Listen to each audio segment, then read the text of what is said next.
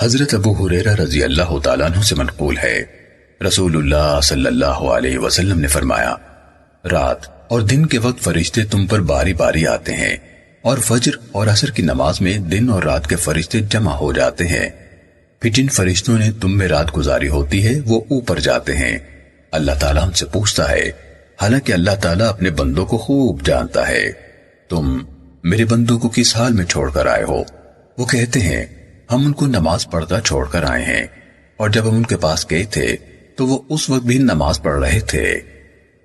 سنن نسائی حدیث نمبر 486۔ حضرت ابو ہریرہ رضی اللہ تعالیٰ عنہ سے مروی ہے، رسول اللہ صلی اللہ علیہ وسلم نے فرمایا، با جماعت نماز تمہارے اکیلے کی نماز سے 25 گنا فضیلت رکھتی ہے، اور فجر کی نماز میں رات اور دن کے فرشتے اکٹھے ہو جاتے ہیں۔ چاہو تو قرآن مجید کی یہ آیت پڑھ لو، وَقُرْآنَ الْفَجْرِ إِنَّ قُرْآنَ الْفَجْرِ كَانَ مَشْهُودًا، اور صبح کی نماز قائم کرو، کیونکہ صبح کی نماز میں فرشتے حاضر ہوتے ہیں۔ سنن نسائی حدیث نمبر 487۔